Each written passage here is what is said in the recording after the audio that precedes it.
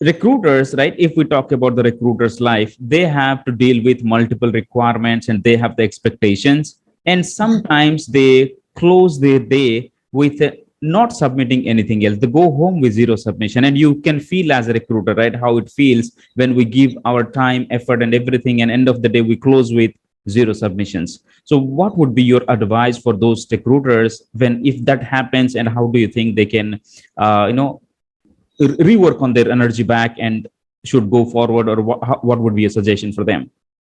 Right, right. So in recruitment, because I do end to end, you have a bunch of things that you need to look at. So you definitely look at the sourcing bit, right, which is a repetitive job to a certain extent. So at the end of the day, what we want to make sure is that we're making hires and we're having results. It's a result oriented job, the way I see it. No matter if you're, you know, in an agency, in-house, it's again about the result. But again, I think if you're not having a result at the end of the day, is to question exactly what task were you doing that specific day. Were you just sourcing and no one got back to you? Okay, it was a fair point. Have a look at you know, your message. I think messages should be improved. I mean, I'm seeing the same old message being sent all over the world, like the classical one. Hey, my name is, I'm a recruiter from XYZ company.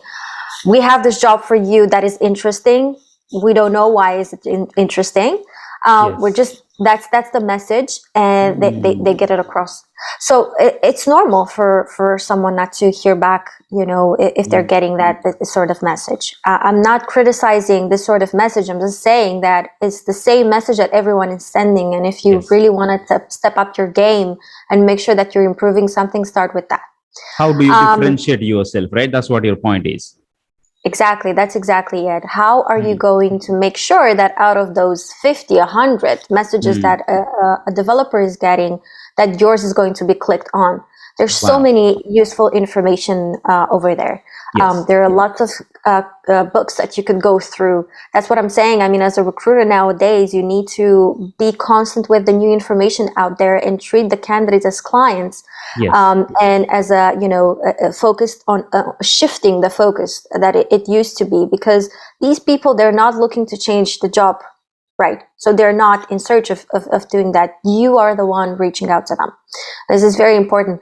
The actual interaction is a different one. So when you're reaching out to someone, then that someone is expecting to receive a very exciting thing that will kind of make her or him change the current job that he's very happy with. So that's the thing, you know, it has to be something more in for the person to switch.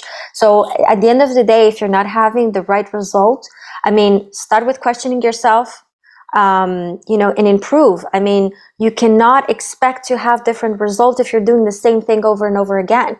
You need to switch something. You need to either customize your message in a different way, or run sourcing differently. Go, you know, in other channels. Don't just go on the classical channels that you were used to run searches. It's either having strings, or I don't know, maybe go on a different route. And again, this is a sourcing technique that you can learn. It's not complicated. It's out there. It's available for everyone to just try it out. So it could be the sourcing. It could be definitely your own interaction with candidates, Mm. interviews, and things like that. And then if you're seeing that you're kind of doing the right thing, more or less, Yes. then go and look at other, you know, elements that could influence your result. Because as I said, the recruitment process has so many stakeholders in the game. If you're not delivering, say for instance, at the end of the day, a hire, could be maybe because your process is long, could be because your salary is not competitive enough for the market. If you're having offers that are rejected, right? You made up, you were able to reach out the offer stage. So something that you're doing is good because you were able to reach the offer stage. But it does depend, you know, on a lot of elements. But I think what's very important is this is a repetitive job sometimes. And if you really enjoy it as a recruiter, you need to learn more. You need to read about new techniques, new approaches, And it's again about a motivational thing, because Yes.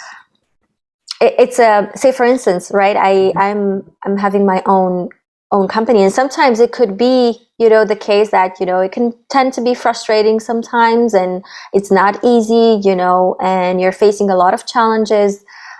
And then the next day you have to come, with the stamina actually to just do it again, but differently.